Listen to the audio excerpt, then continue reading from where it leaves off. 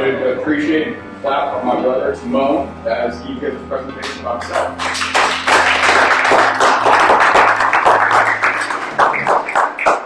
Please stop, you're making me blush. It's really not all that. So when Zach asked me to come talk, this was about 3 years ago, when I got introduced to Gallant View and this Veterans Breakfast.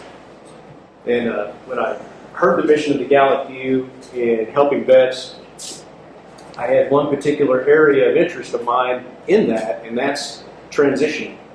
So my name is Shawn Clary. I am transitioning. Particularly transitioning from military and military discipline life into civilian life when you get out. So that's kind of the gist of what I'm talking about. To get us there, we have to start how I ended up in the military. And then hopefully you'll see what I mean by transition. So in comms, if there's any comms guys here, you'll know Charlie Mike, which is an acronym for continued mission when you're talking on the radio, right? So you got troops on the ground, you come up to something, you get an injury or something like that, Charlie Mike, continued mission. So transitioning from military to civilian life, one of the things that's carried me through my whole life was Charlie Mike, continued mission. What is the mission? Well, depending on what phase of life you're in, the mission changes, right? Your mission is this for this period of time, and this for this period of time. So, me as a young kid, I grew up, here's another buzzword of today, I was very binary growing up as a kid. So my mom and dad divorced. My dad was a very outdoorsy, manly kind of a guy, right? Hunting, fishing, fast pickup trucks, all that. So I ended up living with my mom in the city, right here in DFW, Farmers Branch to be specific. I am a product of the Dallas Independent School District, so if I put the emphasis on the wrong syllable, please, some grace in that, okay? The ISD is not much better now than it was back then, but hey, I can read and write and arithmetic, so 3 hours. Anyway, so kind of a city boy, part-time, and then I was going to spend time with my dad. And Dad was all about hunting and shooting and all that, very patriotic guy, right? Wanted to join the military back in the 50s, but ended up breaking his back when he was racing a car, so he loved the military, he was never able to do it. He introduced me to that sheepdog mentality, right? So by sheepdog mentality, if you join the military, somewhere inside of you, in some measure, is a sheepdog mentality. The sheepdog is that one who longs for the righteous fight, right? And there's a certain amount of violence that comes along with it. So I grew up on Soldier Fortune magazine. If y'all remember, the mid-80s, Soldier Fortune magazine, we've got our blessed Vietnam vets coming out. A lot of them operating under top secret conditions. Their non-disclosure agreements were expiring right to the mid to late 80s, so they could start talking about what they did in Vietnam 2011. So I grew up in all that. I even got the belt buckle that says, "I'd rather be killing communists." Don't judge me now. You got to take it in context back then, because back then that was all the rage. There was the war in Rhodesia, right? The communist revolution in Rhodesia. And 17 years old, I'm at Warren Travis White High School. All I wanted to do was kill communists. That was my mission at the time. I don't know what I got to do, but growing up on the Vietnam War stories and whatnot, that's all I wanted to do. So there was an Army Reserve recruiter that showed up at the cafeteria in high school, and make sure I'll let you know. Okay. It's not going to be a bunch of war stories, I promise. Just setting the context. So, Army Reserve recruiter, I'm 17, I'm a junior in high school. I go up to him, because I like his uniform. I didn't have a preference for any particular branch of the military. I just wanted to be holding a rifle and shooting bad guys. So he tells me, how would you like to be a door gunner on a Huey helicopter? Well, with all my reading from Vietnam, a door gunner had a life expectancy of about 60 seconds once you made contact. And I was like, hell yeah, you're 17. I was like, oh yeah, you each hang out of a helicopter door, shooting a machine gun at bad guys? I'm there all day long. He says, no problem, meet me at the office. I went, did all the recruitment paperwork, blah, blah, blah. They had at the time what they called split option. So between my junior and senior year, I could go to Army basic training. When I got back and graduated high school, I could go to my AIT or my advanced individual training. So that's what I did. The summer of 1986, I went to Fort Dix, New Jersey, which is now closed, for Army basic training. I loved it. That is exactly what I wanted to do. So now my missions are getting refined, right? So my big mission was I want to go shoot bad guys. My little mission now is I got to graduate basic training. Graduating basic training, to me, it was not that big of a deal. I kind of enjoyed the head games, getting into the field, getting down on the dirt. I did that all growing up out in the country, so I love that part of it. Come back, now I'm back in the civilian world, right? I do have my haircut. I'm going to high school with my now short hair. The girls are looking at me different because I'm carrying myself different. I was never really a ladies' man in high school. That's another story. The shop coach in wood shop treated me different because I'm a different guy, right? After basic training. So now I'm doing drills, and I'm drilling at used to be the Naval Air Station in Grand Prairie. If y'all are around the Dallas area, remember that. That's where my unit was. Army Reserve Aviation Unit. I report once a month on weekends, and because I wasn't trained in my advanced individual training, I ended up swabbing. That's my Marine Corps vernacular. I was mopping the hangar deck and inventorying toolboxes and not shooting bad guys. And I was not happy. So I spent the whole senior year doing that drilling. I graduated in 1987. And when I graduated, I went straight to the recruiter's office to an active Army recruiter. And I'm like, I'm done with this reserve stuff. This is bull. I'm not shooting bad guys. I'm ready to go. Active duty Army. Right now, send me infantry, Ranger, airborne, jump. I don't want to do it all. And he looks and he's like, okay, picks up some paper. And just as soon as you finish your advanced individual training with the reserves, you can transfer to active duty. I said, okay, how long is that going to be? 13 months. 13 months. Why is my AIT 13 months? Well, because you are a Black Hawk mechanic. A 67 Tango is a Black Hawk mechanic at the same time.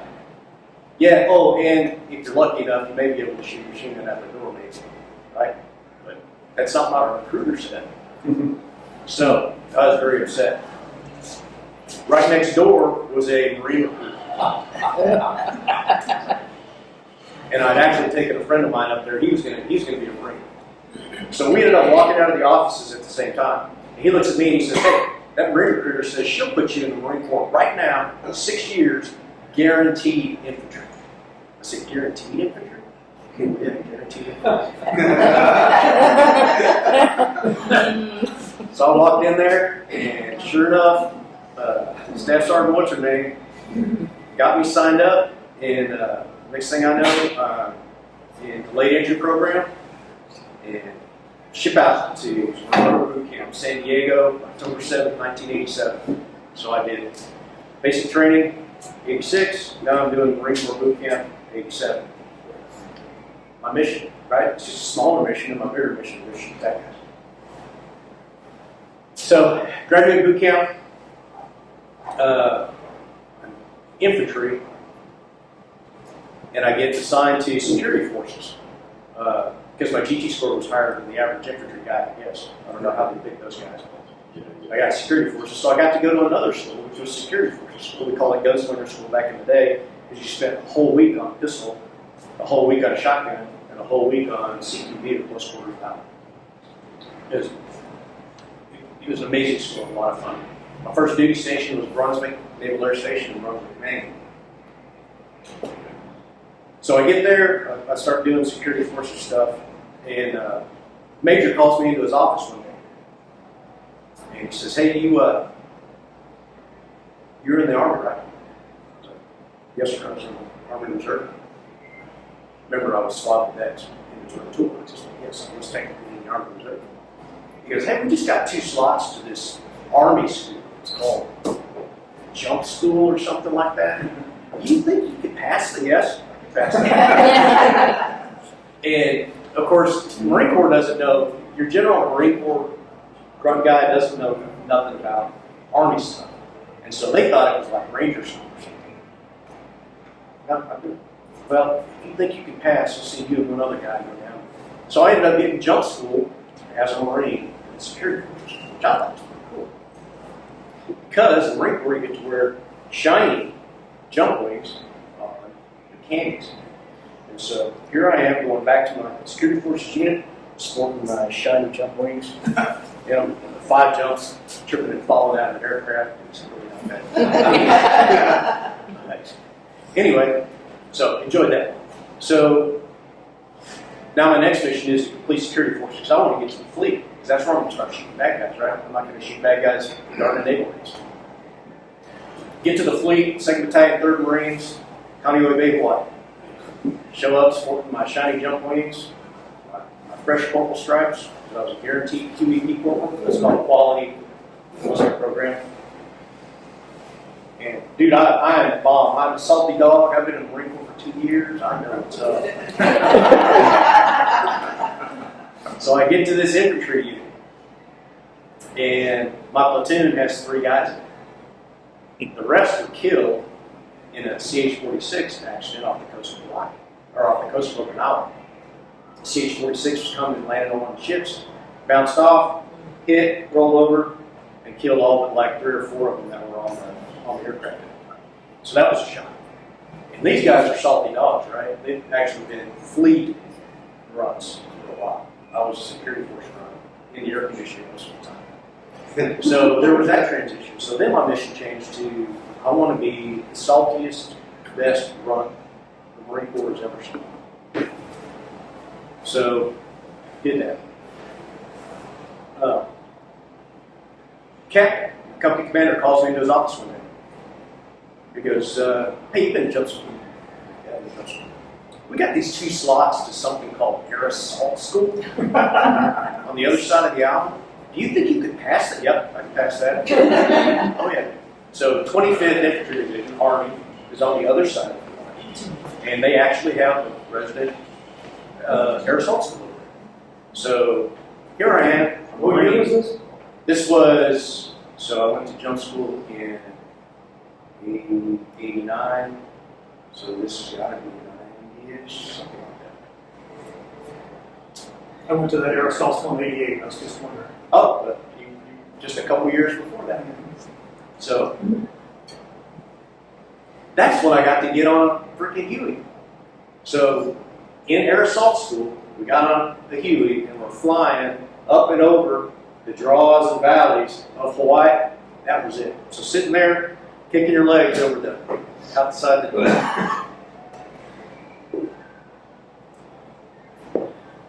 That's close to what I was going to get to shooting that guy's around. So that was fun. Anyway, did a deal in Desert Storm. We're on the ground, took the Kuwait airport. Like I said, it's not war story, so I'm not going to bore you with all of that. Needless to say, it was a very traumatic yet exhilarating experience. Get back, Clinton was president back then, and he was cutting back the military quite a bit. I had a staff sergeant friend of mine who was getting booted out because he hadn't made E7 quick enough. He had already been 13 years in, and they were booting him out. So I'm sitting there, and I'm a sergeant, E5 by then. You know what? I don't want to spend 13 years in the infantry, ruining my knees, ruining my back, ruining my neck, just to get kicked out in 13 years. So I'm going to go ahead and get out when my contract expires. A friend of mine who had been in the unit was a police officer on the PD. And he got out after 4 years, which was like 6 months before I left. So he comes back on base to say hi to his old units, wearing his blue uniform, got his pistol on there. So, you know what? I might get to shoot at bad guys. So I got out, I got home, I got a job as a security guard for $5.50 an hour. Ended up working security at Harry Hines Bazaar. Y'all are familiar with Dallas. You know where the Heritage is. So here I am, whiter than white. I'm in there, lots of Hispanics in there, made a lot of friends in there, a lot of shootings in the parking lot, a lot of knifings, and I start thinking to myself, $5.50 an hour is not very much to be risking my life. So I ended up doing security at Denton County, in Denton County Courthouse, running a metal detector. That led to, the reason I was doing security stuff is so I could pay for police academy. So went to police academy, ended up getting hired on at the sheriff's office up there. Of course, back then you started off in the jail where you worked your way up. So in the jail, my mission changed. So now I'm going to be the best damn jailer they have ever seen, so I can get out on the street, on patrol, as fast as I can do it. So I did that. So I was only in jail 11 months. Got out. So I'm on patrol. Now, what's the best? What's the tightest unit, the most training that you got on any SWAT. SWAT, right? I'm going to do SWAT. Well, that was pretty easy compared to what I had done in the military. Also, at the same time, right as I got out of the Marine Corps, I was out of the Marine Corps, so I got to back up a little bit while I was doing the security guard. I got out of the Marine Corps, now I'm just kind of flat-footed. Back being a civilian, I don't want to do that, right? That lasted about a month. And I was longing for the brotherhood of the military, right? So I considered the Marine Corps Reserve, but back in Desert Storm, when I was on Okinawa, and we went to go fight Desert Storm, the Marine Reserves came and took our place on Okinawa. And I decided, well, the shit's going to hit the fan. I don't want to go sit on Okinawa where some active duty guy can go fight the war, right? So I'm going to join the National Guard because the shit really has to hit the fan for the National Guard to come out, right? And that's probably not going to happen. So I ended up joining the National Guard. So progressively, my law enforcement career is going, and I'm in the Guard at the same time, doing both. Got on SWAT, and this was in the 90s, so meth was real bad. We were kicking in a lot of doors, and I tell you what, between the military and our law enforcement today, and particularly in the 90s, law enforcement were doing way more combat missions than any military unit was doing, even our most elite military units. We're talking weekly combat missions. And so God bless everybody that's willing to do that. And they're doing it with way less training. Right? And I'm not going to get on the rabbit trail of how poorly our law enforcement has been trained, but you can tell by the school shootings and our law enforcement reaction now, you can see that there is a thing. So Shawn, in that job, did you finally get to shoot some bad guys? In a minute. So, and back then, SWAT, we were just cowboys. Back then the uniforms were black, and we're kicking indoors and making it up as we go. And thank the Lord above that we did not hit a determined bad guy, because due to the lack of training, which I recognize because I've been highly trained doing stuff before, this was not. So I had the privilege of being in SWAT when we evolved from being the cowboys to being a highly trained precision machine, and that was a great transition for me to observe that. At the same time, now that I'm in SWAT, I'm like, what's even more elite than SWAT? Or more dangerous, if you will. What can I do? I had this longing for that righteous fight. Fight crime, suppress evil, you know that. Everybody here should know that, because you're either a veteran or you're related to that. So that righteous fight, narcotics. I'm going to do narcotics, not do narcotics. So I went in and started off on the highway from an interdicted big loads of dope. A lot of fun. But those dudes with the earrings and the affliction t-shirt and the beards, those guys, that was the place to be.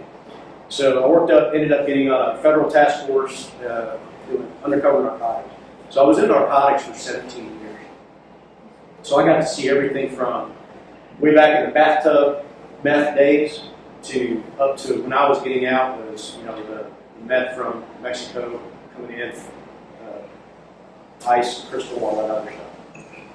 I gravitated towards heroin investigations, particularly heroin deaths, and ended up in the county I was in coming up with a program where we investigated heroin deaths as a murder, because it is. And there's actually in the state of Texas laws particularly pertaining to if you sell heroin to somebody and they overdose and die on it, it's actually manslaughter. However, nobody had ever been convicted of it because the DA's office was like, they're just heroin junkies, it doesn't matter. You know what? Highland Village, everybody knows where Highland Village is? Had a case of Highland Village called. We've got a heroin overdose death. 17-year-old girl, I go in on the crime scene, a 17-year-old girl laying on her bed. She had just got out of rehab because she had an opiate addiction. Got clean in rehab, came home, went with her friend, got some dope, did it, she was done. It's such a shame. So that put a fire in me. I can fight crime and suppress evil this way. Because that dude that sold her that dope is, according to Texas law, responsible for that death. And so that's what we started pursuing it. Had a couple of big cases in there. Continue the mission, right? Just Charlie and Mike, keep going. So now we get to, and the timing is perfect. Now we get to, I retired from the National Guard in 2010 after a tour in Afghanistan, where I actually did get to shoot at that time. And so had a great tour in the National Guard, retired as a first sergeant of an infantry company and an infantry division. It's probably the best job in the entire world, other than being an undercover narcotics officer. So, retired, but I didn't have to transition into civilian life when I retired from the military because I was doing this law enforcement thing with SWAT. So you get these 5 guys, I call them 5 guys, we're SCP, same 10 people, that are your core people that you work with and get highly trained. And so I had that with SWAT and narcotics. I had it in the National Guard, I had it with SWAT and narcotics. Unfortunately, working for an elected official, and if you promote high enough, you end up being what they call a strike position. So if your guy loses, the new guy comes in, he replaces everybody. So that gave me the opportunity to retire from law enforcement in 2016. So I had my soft landing pad, was going to be working for a firearms insurance company, it's not really insurance, but firearms insurance companies, USCCA is one of them, Arms Legal Protection is another one. So my retirement job was going to be training for one of these companies. Had it all set up, no big deal. Retired, flat-footed again, got my retirement job, sitting back just being the crusty old retired guy. And then I got the harsh reality of civilian life and what's called layoffs. And so, small company, losing money, hemorrhaging money. Who gets whacked? The new guy gets whacked, right? New guy and his boss gets whacked. So now I'm really flat-footed, and this is where the transition is. For the first time in my entire life, I've been carrying a gun, fighting crimes, suppressing evil for 30 years. Now I'm flat-footed, and I've got no purpose whatsoever. And that is one of the deepest, darkest depressions I think it can be, is not feeling work, right? And having work. Nobody, seemed interested in what I was doing or whatever. But then again, here it comes again. Continue the mission. What's my mission now? My family, married. We have 5 kids together. That's not my mission. So I got my wife and whatnot. So I ended up getting into IT, which is fine. I'm still in IT. I love it. Pays the bills. I work from home. I wake up every morning. I put my robe on and I stay in my robe all day. But still, back in the back of my head, I'm like, I have all of this experience, and I have been, through my SWAT career and everything, I've been training and as an instructor, and doing tactical training, firearms training, with all of that. Then I got the opportunity to actually be an instructor at a reputable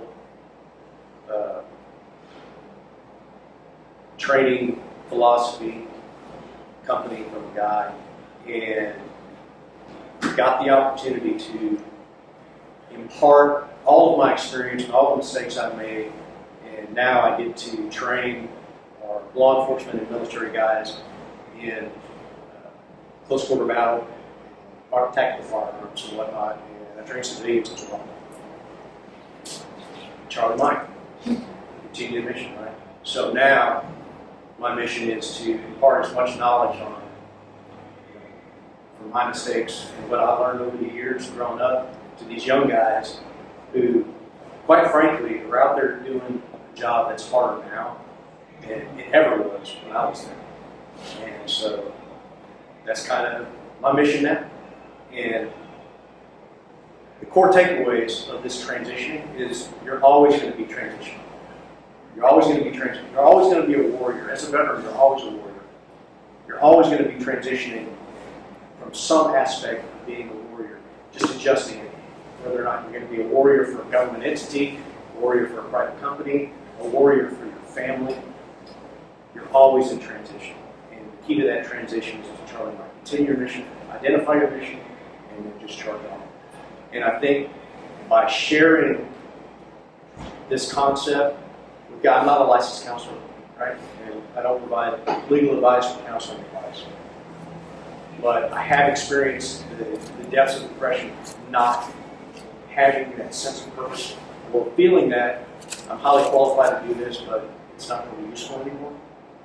We can help our vets transition from military to civilian life with that continued mission mindset. I think that will help solve and just make it easier for our brothers and sisters who now are coming out of the military. It's not the military that I was in, or even law enforcement, first responders, EMTs, and cops, and working now in an environment that I know. So that's it. And, thank you all for listening. I hope it didn't bore you any.